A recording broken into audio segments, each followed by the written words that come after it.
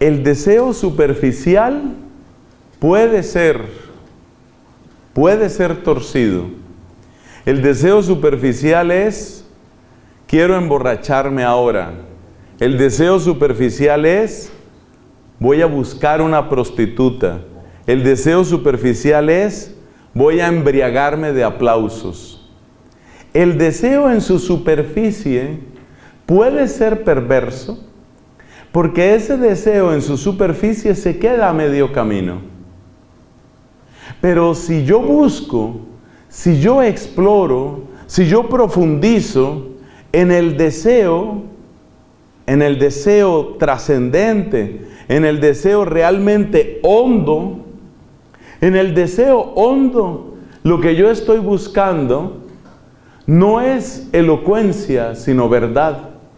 Lo que yo estoy buscando no son aplausos, sino amor y ser significativo para otros. Lo que yo estoy buscando de una manera profunda no es simplemente placer, sino felicidad. Lo que yo estoy buscando no es anestesia, sino paz. Entonces, si nuestra vida se va volviendo una vida de profundidad, si nuestra vida recorre ese deseo profundo, en el deseo profundo encuentro la huella misma de Dios. O sea que lo que descubrió San Agustín, entre muchas cosas, es que la respuesta al deseo no es ni la complacencia ni la negación. Y esta es una enseñanza que nos sirve a todos. Repito, la respuesta al deseo no es ni la complacencia, o sea, darle al cuerpo, darle al deseo todo lo que quiera, ni la negación, que es suprimir, cancelar, negar, no. Ni la complacencia ni la negación. La verdadera respuesta al deseo es la profundidad y el cauce. Entonces, en la medida en que voy descubriendo no el deseo superficial, sino el deseo profundo, en la medida en que voy encontrando el deseo profundo, en ese deseo profundo encuentro la ruta de mi vida y encuentro el paso de Dios por mí. Ahí lo encuentro. Es decir, que el Dios que me ama ya dejó dentro de mí la clave para encontrarlo. Este es el origen de aquella frase de las más citadas de Agustín: nos hiciste, Señor, para ti, nuestro corazón estará inquieto hasta que descanse en ti. Ya Dios puso dentro de mí la clave para que yo lo encuentre. Y esa clave está en el deseo profundo, no en el deseo superficial. El error que cometemos con el deseo es que nos movemos entre la complacencia y la negación. A veces me doy gusto y a veces no me doy gusto. Pero cuando me doy gusto, me queda una sensación de hastío, de arrepentimiento, de remordimiento. Cuando me doy gusto, siento remordimiento. Y cuando no me doy gusto, entonces crece ese deseo, viene la insatisfacción. Y entonces el hombre que vive en la superficie, el hombre que vive en la mitad del camino, porque no se arriesga a ir hasta el final, el hombre que vive en la superficie y no llega al deseo profundo, es el hombre que estará siempre debatiéndose entre el remordimiento y la insatisfacción. Remordimiento si doy rienda suelta al deseo porque es un deseo superficial, o insatisfacción porque no di gusto a ese deseo, pero sigo apeteciendo. Cada uno en el examen de sí mismo, cada uno en el conocimiento de sí mismo, pondrá un deseo diferente. Para algunos será deseo de poder, deseo de hacer carrera, deseo de avanzar, deseo de ser el primero, como discutían entre sí los discípulos de Cristo. ¿Quién es el primero entre nosotros? Porque todos querían ser el primero. Entonces se quedaban ahí en la mitad. Cristo invita a sus apóstoles a que no se queden en la mitad. el que quiera ser el primero, dice Cristo. Fíjate que Cristo no dice, el que quiera ser el primero, perverso, maldito, ¿para qué quiere ser el primero? Anula, cancela, niega. Jesús no dice eso. ¿Qué dice Jesús? El que quiera ser el primero, que sea primero de verdad. Y ser primero de verdad es ser el primero en el servicio, en el amor. Entonces fíjate que la enseñanza de Agustín no es pura psicología ni antropología, con el debido respeto a esas disciplinas. No es pura filosofía ni pura antropología, sino que es fe cristiana a fondo. Esa es la manera como Agustín conecta con el Evangelio. Entonces, no te preocupes de anular el deseo. El anular el deseo será budismo, será maniqueísmo. El complacer el deseo será cinismo, será sensualidad. Ni la complacencia ni la negación. Profundidad y cauce. Esa es la receta de Agustín. Pero por supuesto, llegar a esa profundidad toma tiempo y sobre todo requiere esa ayuda de la gracia. Agustín es realmente un punto de referencia único, yo me atrevo a decir, en la historia de la humanidad, porque es la historia de una persona que descubre un nuevo universo, el universo de la interioridad, el continente íntimo, el continente de la interioridad es el gran descubrimiento de Agustín. Agustín descubrió ese continente, el continente de la interioridad. ¿Y qué descubrió? Pues los deseos profundos, como hemos dicho. El mismo Agustín desarrolla esta idea a través de un esquema que es el esquema de las potencias del alma. Lo que mi alma puede es también lo que mi alma anhela. Un principio interesante. Lo que mi alma puede es lo que mi alma anhela. Por ejemplo, mis piernas, bendito sea Dios, están capacitadas para caminar. Eso quiere decir que si por una enfermedad o por otra circunstancia me veo postrado en una cama o algo parecido, entonces hay frustración porque lo que mi cuerpo puede, que es caminar, no lo logra hacer. Entonces lo que mi alma puede es lo que mi alma anhela. En las potencias del alma están los grandes anhelos del alma. En las potencias del alma están sus grandes anhelos. Y por eso la exploración de las potencias del alma es la exploración de los deseos profundos. Por otra parte, hemos dicho antes que Agustín dice que Dios dejó dentro de nosotros un llamado para que nos encontráramos con Él. Si Dios dejó ese llamado en nosotros, es de suponer que en nuestros anhelos más profundos está también el llamado de Dios. Y de aquí viene una de las ideas más preciosas de Agustín, y es que en cada uno de nosotros hay una huella de la Trinidad. Por eso para Agustín, las tres grandes potencias del alma son los tres grandes anhelos, suspiros, deseos de mi ser, que tiende al Dios uno y trino.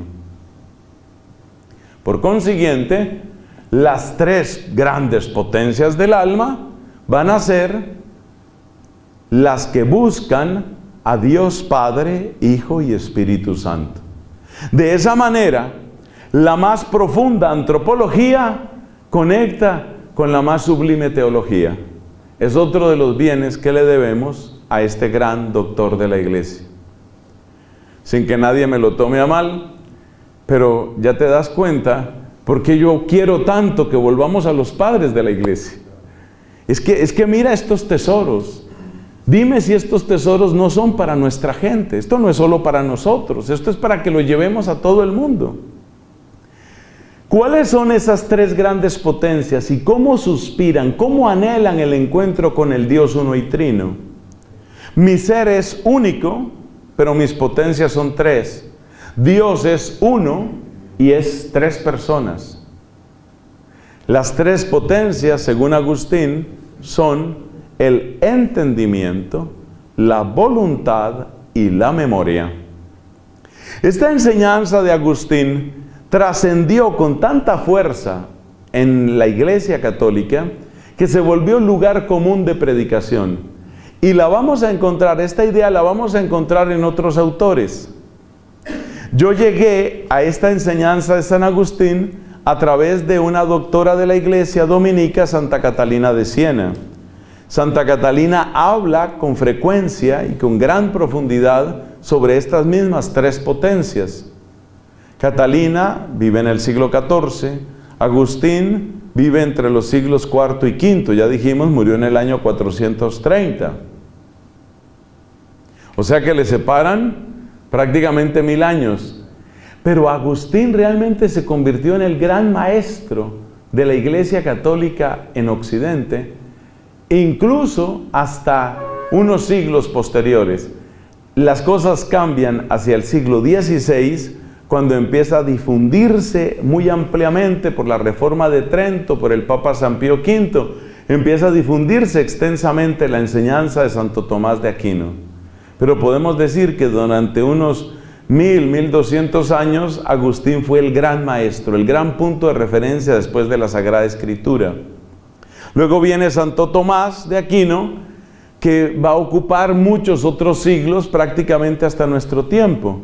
El catecismo de la Iglesia Católica, el que conocemos, el de San Juan Pablo II, acude continuamente a Santo Tomás en algunos de los temas especialmente más densos, como es la Trinidad misma, el misterio de la Trinidad. Pero volvamos a Agustín.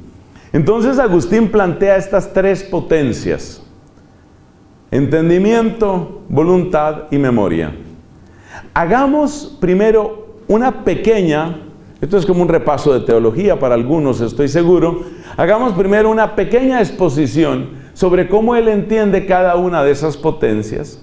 Después miraremos cómo se conectan con el misterio trinitario y después veremos cómo esas tres potencias, que son nuestros tres grandes anhelos, son también un camino profundo de sanación para nosotros. Eso es lo que sigue en esta predicación. Entendimiento. Nuestro entendimiento es una disposición y apetito de la verdad. Necesitamos verdad en nuestra vida. A partir de la breve exposición biográfica de la charla pasada, te das cuenta que si Agustín dice esto, no lo dice simplemente como una especulación. No lo dice como si fuera un profesor. Lo dice porque ha sido un tema existencial. Es algo que le ha afectado, que le ha tocado profundamente. Nuestro entendimiento es nuestra disposición y apetito, necesidad de verdad. Necesitamos la verdad. Es interesante, insisto, en encontrar la dimensión existencial de esto también para nosotros. Observa cómo todos buscamos verdad. Buscamos verdad, por ejemplo, cuando rechazamos con indignación o con tristeza o ambas cosas el engaño. La sensación de haber sido engañados, de haber sido timados, de haber sido estafados, es algo que nos humilla, que nos indigna y que despierta en nosotros rechazo y asco. El traidor, el que engaña, el que ofrece y no cumple, el que promete y no hace, siempre producen en nosotros una sensación de rechazo. Y en este rechazo al mentiroso estamos mostrando nuestro anhelo de la verdad. Una cosa interesante al estudiar o conocer un poco las vidas de personas que son famosas por sus crímenes, es que aún los peores estafadores, los peores criminales o los peores mafiosos buscan rodearse de personas que les informen correcta y fidedignamente. Ustedes saben que hay un personaje tristemente famoso en mi país, que es este narcotraficante Pablo Escobar. El gran criterio de Pablo Escobar en los círculos más íntimos de su organización era gente que fuera absolutamente leal y gente que fuera absolutamente veraz. El mismo Pablo Escobar utilizaba día tras día la mentira para lograr sus fines.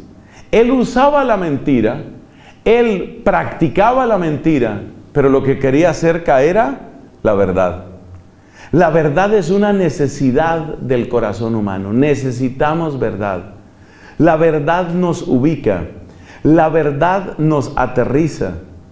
El mundo de la fantasía, el mundo del engaño, el mundo de la ilusión, son mundos que despiertan en nosotros desprecio, asco o indignación. Entonces esa es la potencia que llamamos entendimiento. ¿Cuál es la verdad profunda que buscamos? Porque hay muchas verdades. Hay la verdad que podemos encontrar en una elegante demostración matemática, en un conocimiento científico, en un dato histórico. ¿Cuál es esa verdad más profunda que nosotros buscamos? La verdad más profunda se traduce en las grandes preguntas que busca la filosofía. ¿De dónde vengo? ¿Para dónde voy? ¿Cuál es el propósito de mi vida? Cuando una persona entra en ese camino, en el camino de la verdad profunda, esa persona, aunque no lo reconozca, está en el camino de Dios. Y es muy hermoso ver que esto se cumple, por ejemplo, en la Sagrada Escritura. Recuerda el caso del apóstol que estábamos celebrando ayer, Tomás. Tomás es un hombre que se suele llamar incrédulo, pues por la palabra que utiliza Cristo en el Evangelio de Juan, ¿no? Apistos, es la palabra griega para decir el que no cree. Apistos, pistis es fe, apistos es el que no cree. Pistos, pues quiere decir el que sí cree. Entonces, Tomás es el apistos, es el que no cree. Pero tal vez nosotros utilizaríamos una palabra diferente para describir a Tomás. Tomás es el escéptico. Tomás es aquel que no quiere ser crédulo. Y la manera como Cristo trata a Tomás está tocada por una profunda caridad. Aquel que está buscando lo verdadero siempre recibirá de Dios y debe recibir de la iglesia un tratamiento de respeto y de acompañamiento. El que niega sin evidencia, el que niega por orgullo, el que niega por capricho o por conveniencia no merece tanto respeto. Pero el que niega porque no encuentra cómo creer, pero está en búsqueda, merece todo nuestro respeto, nuestro cariño y acompañamiento. Jesús le ofrece sus manos llagadas a Tomás. Jesús le ofrece su costado abierto a Tomás. Tomás es un buscador y mientras siga buscando, estará en la ruta correcta. Esa es la ruta que hay que seguir. Lo mismo sucede con Natanael, otro de los discípulos, es el apóstol San Bartolomé. Bartolomé es como el apellido, ¿no? Bartolomé significa el hijo de Ptolomeo. Entonces el nombre completo de él sería Natanael Bartolomé. Natanael, el hijo de Ptolomeo, así como el otro era Simón, el hijo de Joná. Entonces Natanael es escéptico. ¿De Nazaret puede venir algo bueno? Y Jesús lo trata con cariño, lo trata con acompañamiento, lo trata con caridad. Entonces, la verdad profunda que buscamos es la verdad que nos devela de algún modo la misma razón humana cuando ejerce su tarea más noble, que es la filosofía. En esa búsqueda, en esa clase de preguntas, ¿de dónde vengo? ¿Para dónde voy? ¿Qué es lo bueno? ¿Qué es lo malo? ¿Qué puedo esperar? Kant hizo un pequeño catálogo de las preguntas fundamentales del ser humano, ¿no? ¿Qué puedo esperar? ¿Cómo debo vivir? ¿Qué es el hombre? Esas son preguntas fundamentales. Y esas son las verdades que de un modo más intenso busca nuestro entendimiento. La voluntad. ¿Qué busca la voluntad? La voluntad busca el bien, busca lo que es bueno. Así como queremos rodearnos de personas que nos digan la verdad, así también queremos rodearnos de personas que sean buenas. Una persona que yo sé que está tramando algo en contra mía, no es una persona que yo quiera tener cerca, es una persona de la que yo me tengo que defender. Y si tengo que trabajar con alguien así, busco maneras de protegerme, de poner barreras, aduanas, distancia. Entonces, lo propio de la búsqueda de la voluntad es el bien. Pero si lo examinamos mejor, en ese bien lo que yo estoy buscando es amor. Estoy buscando amor, estoy buscando sentirme, saberme amado. Y estoy buscando también poder amar. El amor tiende a la unidad. Hay una explicación que no es de Agustín, sino de Tomás de Aquino, que me parece muy bonita. Hay este contraste entre la inteligencia y la voluntad.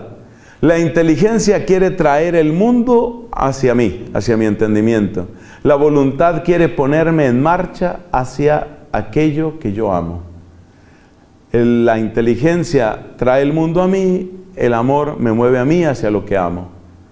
La tendencia del amor finalmente es la tendencia de la unidad, la tendencia de la comunión, la tendencia de la fusión. Esto se expresa en nuestro lenguaje corporal de muchas maneras. Nos gusta ver a las personas que son nuestros amigos. El solo verlos ya nos trae alegría. Nos gusta abrazar. Nos gusta, y eso sí que se vive en esta querida Argentina. El abrazo es tan significativo. Y es un abrazo estrecho, es algo que a mí me gusta porque así fue mi familia siempre. Mi familia siempre fuimos gente de mucha expresividad y mucho abrazo. Y el abrazo que siempre encuentro en Argentina es un abrazo estrecho que no es protocolario. El que te abraza en este hermoso país. Y yo me doy cuenta que la gente cuando lo abraza a uno aquí, no solo te abraza con los brazos, no solo te abraza con el cuerpo, sino te abraza con la cara. Que es una cosa un poco rara para otros en otros países. Es sentir la cara de la otra persona. Y nadie le pone problema de si es hombre, si es mujer. Es necesario sentir a la otra persona. Es algo bello. En algunos lugares, por ejemplo, en bastantes regiones de Italia, esa expresión también se nota en el beso, ¿no? El beso que no es beso de pasión, sino beso de cercanía.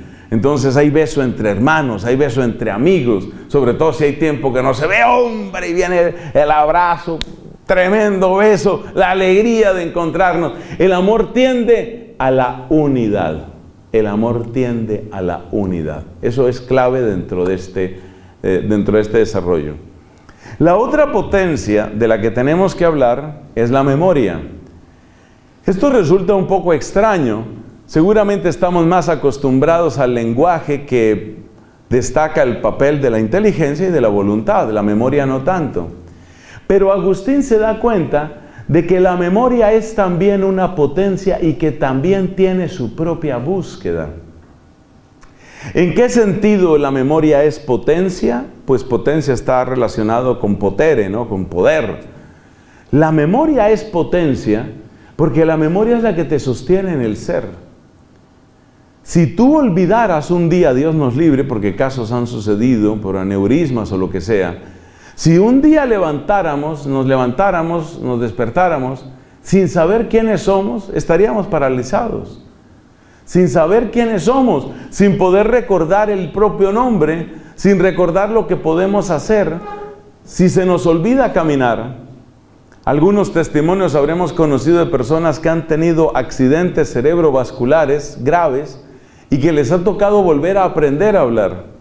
En mi comunidad en Colombia tuvimos el caso de un sacerdote que tuvo un accidente cerebrovascular, una cosa seria, y para mí fue muy impresionante porque pues yo ya lo conocía y era un hombre pues así de facilidad de palabra y todo aquello. Tuvo este problema y resulta que se le olvidó hablar, no podía hablar.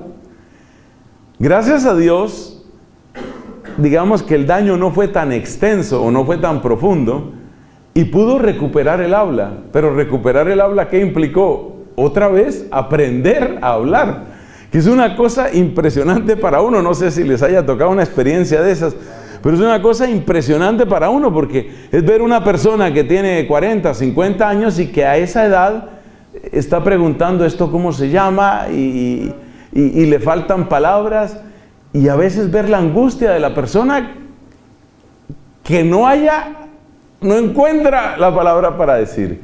Entonces, la memoria es una potencia. ¿Por qué? Porque la memoria te sostiene en el ser. Entonces, lo que busca lo que busca el entendimiento es la verdad. Lo que busca la voluntad es el amor. Y a lo que tiende la memoria es el ser. Analicemos un poco más de la mano de San Agustín. ¿Dónde están las cosas claves de nuestra memoria? ¿Qué es lo que recordamos y qué es lo que no recordamos? Esa pregunta es importante. ¿Qué recordamos y qué no recordamos? Si lo examinamos bien, las cosas que recordamos son las cosas que han tenido un impacto en nuestra vida. Si a mí me preguntaran, Nelson, ¿qué desayunaste el 3 de marzo de 1996? ¿Qué voy a saber yo? ¿Qué voy a saber yo? Porque eso no ha tenido impacto. Pero si alguien me pregunta, ¿dónde estabas el 11 de septiembre del año 2001? Sabemos lo que pasó el 11 de septiembre del año 2001. Yo me puedo acordar dónde estaba. Y seguramente muchos de los que estamos aquí lo recordaremos. Porque, pues en el caso mío, yo estaba en una pequeña finca cerca de la ciudad de Villavicencio. Estábamos en un retiro espiritual con unos laicos. Todo eso recuerdo. Cuando vienen las noticias que a un ataque terrorista, que las torres, incluso suspendimos un momento, nos dimos cuenta que era algo dramático, suspendimos un momento el retiro, vimos en la televisión, pudimos ver en directo como millones de personas el impacto contra la segunda torre. Yo me acuerdo dónde estaba. ¿Por qué recuerdo lo que recuerdo? Lo recuerdo porque ha tenido poder en mi vida. Es decir, lo que nosotros llamamos impacto. Ha tenido poder en mi vida. Entonces, el mundo del entendimiento, el contexto, la lógica de la potencia que llamamos entendimiento es la verdad. El mundo de la voluntad es el mundo del amor. Y el mundo de la memoria es el mundo del poder. El mundo del ser, el mundo del poder. Porque yo no recuerdo todo. Yo no recuerdo todo. Ninguno de nosotros recuerda absolutamente todo, aunque hay unos casos excepcionales que dicen personas que tienen una memoria sobrehumana. Pero no recordamos todo, recordamos lo que ha tenido poder. Entonces, las tres palabras claves en la antropología de Agustín son entendimiento, voluntad y memoria. El entendimiento busca la verdad, la voluntad busca el amor y la memoria tiende al poder. ¿Qué es lo realmente poderoso? ¿Qué es lo que realmente ha tenido poder en mi vida? En otro sentido, la memoria también es potencia. En otro sentido. La memoria también es potencia en el sentido de que lo que tú vives recordando de tu pasado marca tu futuro. Si tú eres una persona que está recordando continuamente el daño que le hicieron, eso marca la amargura de tu rostro, eso marca tu actitud de venganza y desquite, eso marca tu manera quizás egoísta de tratar a otros. La persona que recuerda continuamente, que recuerda demasiado a menudo, recuerda lo que me hicieron y cómo me trataron, y es que yo me acuerdo, es que espérate que me estoy acordando. La persona que vive en el recuerdo de la amargura es una persona que se vuelve amarga. Entonces, estás en el poder de tus recuerdos. Si lo que tú recuerdas son los daños que te hicieron, vas a vivir en el resentimiento, vas a vivir en la amargura. Entonces, de alguna manera, tus recuerdos marcan tu pasado. Tus recuerdos marcan tu ser. O si lo quieres decir de otra manera, tus recuerdos tienen poder sobre ti. Tus recuerdos marcan lo que tú eres. Por eso es tan importante, le doy yo tanta relevancia a esto que hemos vivido muchas veces y que hemos predicado muchas veces en la renovación carismática, a saber, la sanación de los recuerdos. Porque hasta cierto punto, no exageremos la frase, pero hasta cierto punto, tú eres lo que recuerdas. Tú eres lo que recuerdas. Si tu recuerdo está lleno de los pecados antiguos y de cómo disfrutaste en la sensualidad, o cómo disfrutaste en la venganza, o cómo disfrutaste en la vanidad, te estás condenando a ti mismo a repetir eso. El que recuerda demasiado dice Catalina de Siena, el que recuerda el detalle del pecado sensual está condenado a repetir la sensualidad. Por eso también siempre nos han enseñado, y es lo correcto, que en el sacramento de la confesión no hay que pedir demasiados detalles. Solamente hay que pedir aquello que ayude a especificar qué tipo de pecado fue. No es lo mismo cometí una impureza que cometí un adulterio. Y ambas cosas tienen que ver con el sexo. Entonces, la especificación del pecado es necesaria para una buena confesión. Pero el detalle del pecado no. Ni es bueno para el confesor, ni es bueno para el penitente. Entonces, el detalle no es necesario. Esto quiere decir que la memoria tiene mucho más poder de lo que uno cree. El pueblo de Israel fue un pueblo que supo utilizar la memoria como una clave de fidelidad. El Señor ha estado bueno con nosotros y estamos alegres. El recordar la bondad de Dios, el recordar el camino que Dios ha hecho conmigo, es un recurso eficacísimo para seguir en la ruta.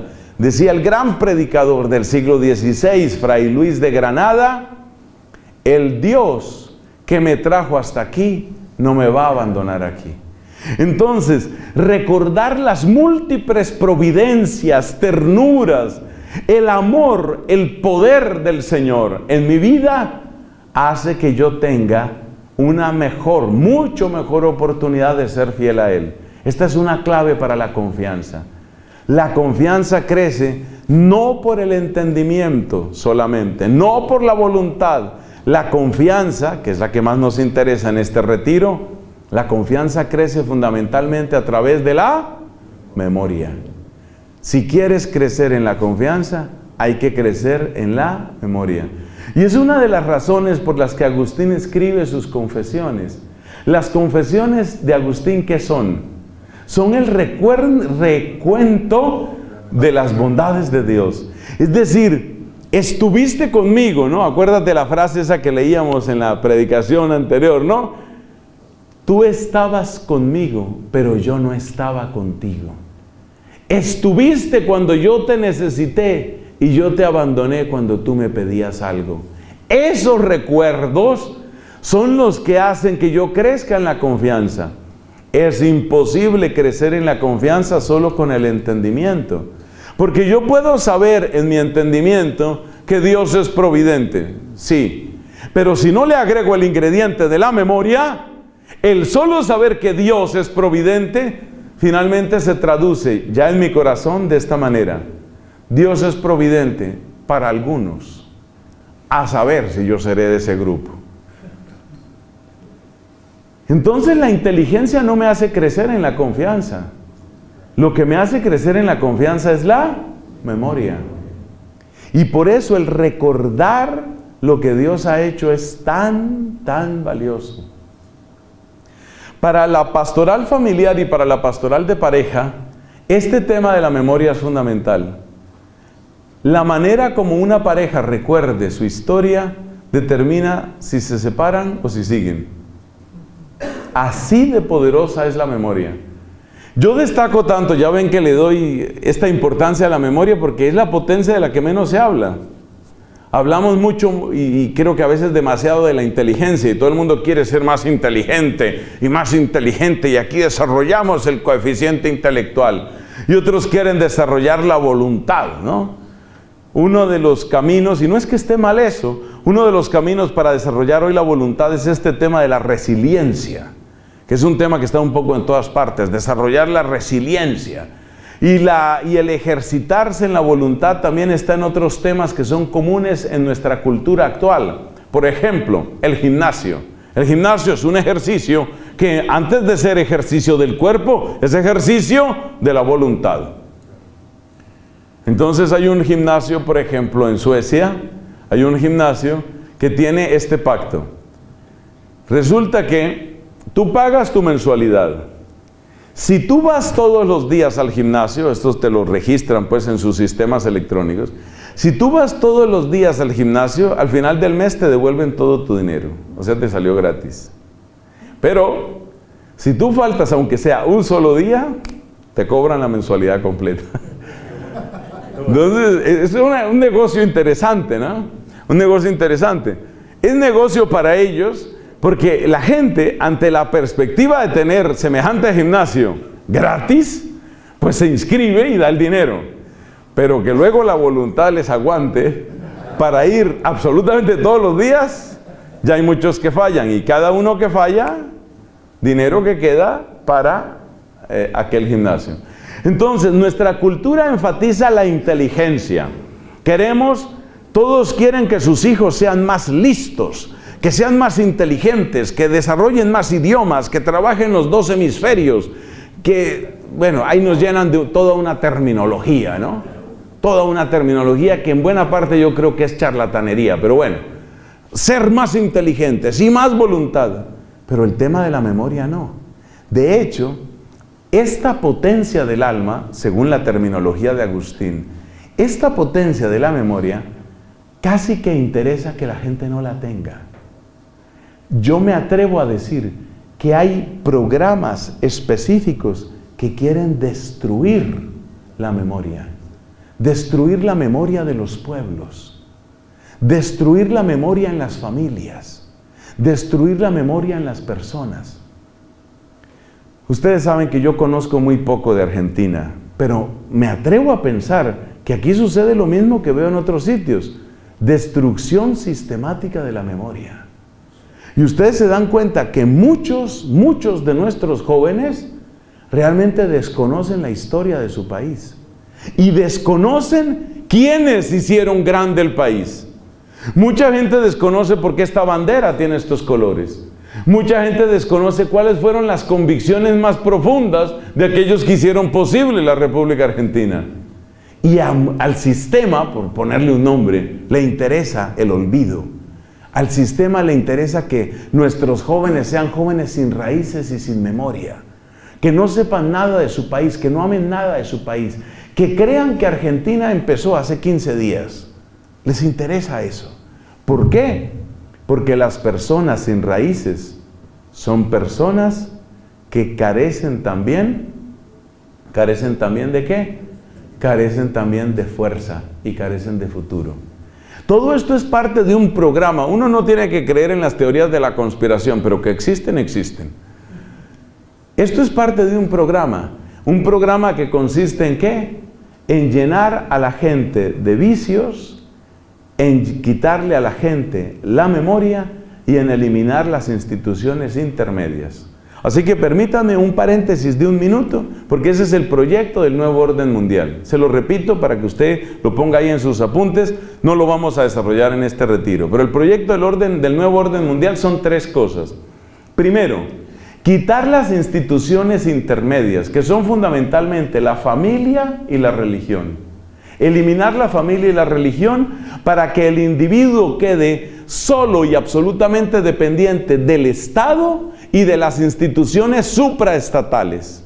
Es decir, por ejemplo, la ONU, pero por encima de la ONU yo no sé si está el Club de Bilderberg, o yo no sé si está qué fuerzas o qué es que está por allá, pero el hecho es que quieren manejarnos de esa manera.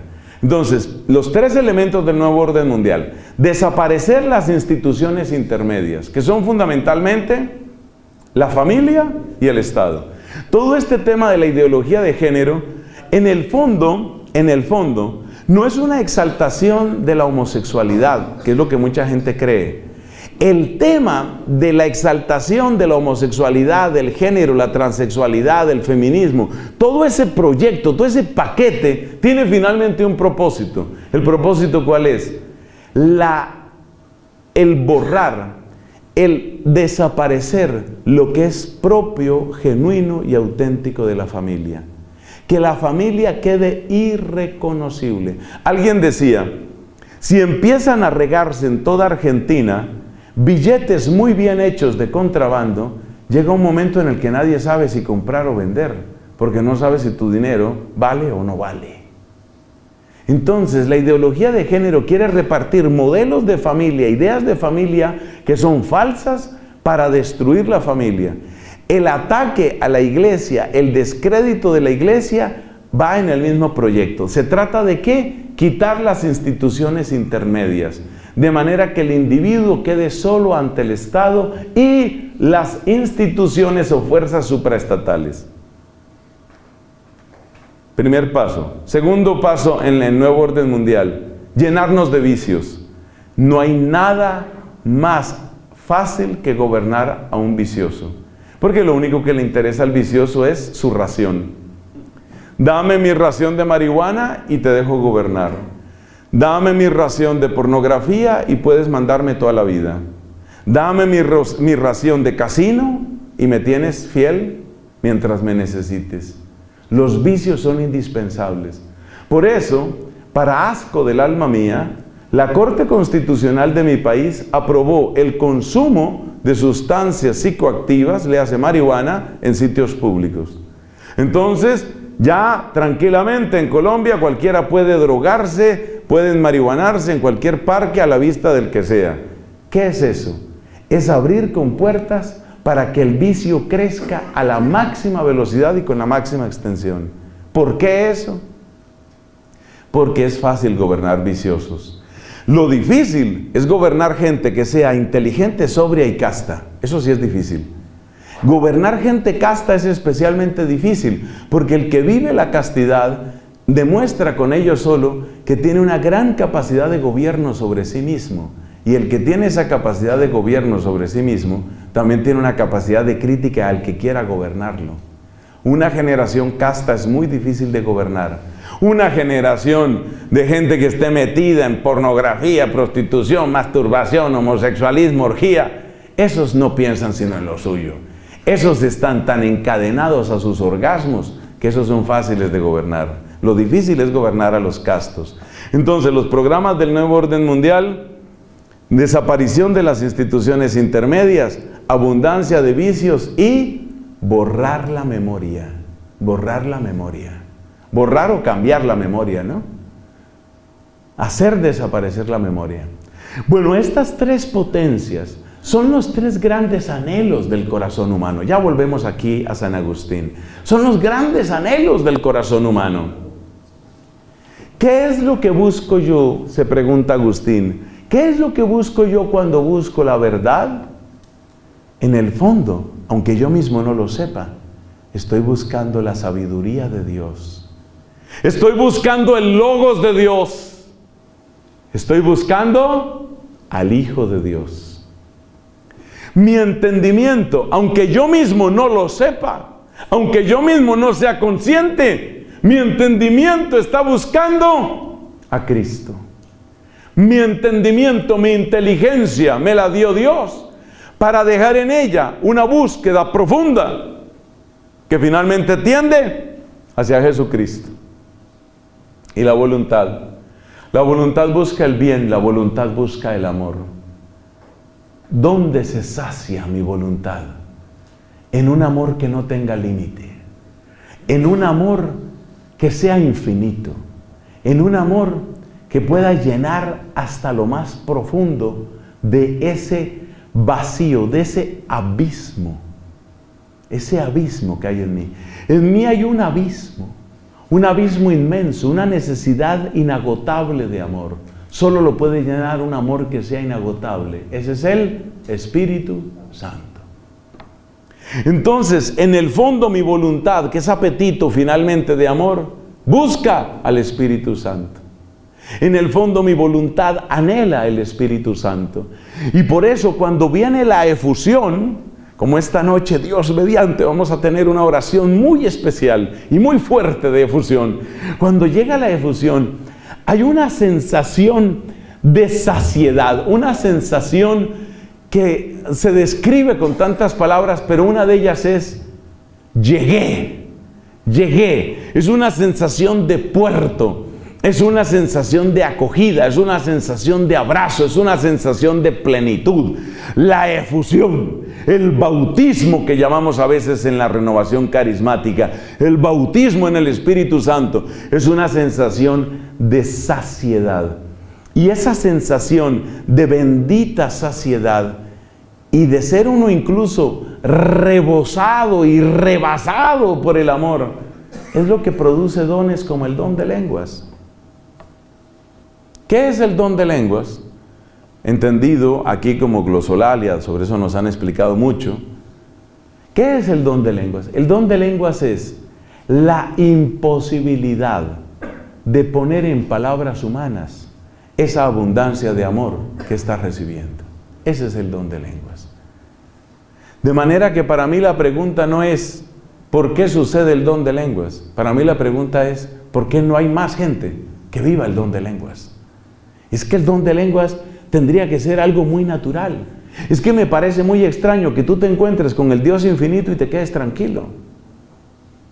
Yo no sé si tú has ido, seguro que sí has ido, a lugares tan espectaculares, tan absolutamente maravillosos, como puede ser esto que está en la frontera con Brasil, las cataratas de Iguazú. ¿Dónde has visto tú que alguien llegue a las cataratas de Iguazú y diga, bastante agua, bastante agua? Que eso es lo que significa, ¿no? En guaraní eso es lo que significa Iguazú, ¿no? Significa agua grande. Entonces, tú llegas a Iguazú y tú no dices, bastante agua, sí, hay bastante. ¿Y qué tal te pareció? Yo creo que es un caudal respetable, indudablemente es un caudal respetable. No, la gente que dice, mira, te quedas sin palabras. Claro, es algo grandioso, es algo grandioso. Cuando una persona llega por primera vez al Cañón del Colorado o a tantas maravillas que hay en este mundo, desde el punto de vista de la naturaleza, ¿tú qué sientes? Que te quedas sin palabras. Esto es increíble, esto es hermosísimo. ¿Y por qué la persona toma esa actitud? Porque se quedó sin palabras. De modo que te deja sin palabras el Cañón del Colorado. Te deja sin palabras ver las cataratas de Iguazú. Y te encuentras con el Dios infinito y todo tranquilo. ¡Hombre! ¡Hombre! Muy raro me parece ese Dios con el que te has encontrado. Por eso, el gran enigma para mí no es por qué hay don de lenguas, sino por qué no hay más don de lenguas. Sin que uno ponga la condición, ¿no? No lo vamos a poner como condición, no vamos a caer en la tontería de decir que si no hay don de lenguas, entonces no hay verdadera vida en el espíritu. Eso sería una tontería. Entonces, la voluntad que busca, la voluntad busca el amor. La voluntad, mi voluntad, tu voluntad, tiene hambre de Espíritu Santo. Tu entendimiento tiene hambre de Cristo. Y tu memoria, ya te imaginarás, tu memoria busca a Papá Dios, fuente de todo ser, Dios omnipotente y eterno. No tengo suficiente conocimiento de historia de la liturgia para responder a esta pregunta, a ver si un día logro despejar la respuesta. Pero a mí me parece que fue San Agustín el que marcó tan profundamente la liturgia de nuestra Iglesia Católica en Occidente, y es la razón por la cual hay tantísimas oraciones que dicen Dios Todopoderoso. ¿Qué? Dios Todopoderoso. El Todopoderoso no significa Dios tiránico, no significa Dios déspota, no significa Dios dictador, sino significa el Dios en el que encuentro todo aquello que ha impactado mi vida. Eso es lo que significa todopoderoso. Todopoderoso no es una afirmación metafísica. Y por eso me parece que cometen un exceso los que entonces ahora tratan a veces por su cuenta y riesgo de cambiar las oraciones y entonces dicen, Dios todo misericordioso que has querido que los hombres, ¿no? No tienes por qué cambiarlo.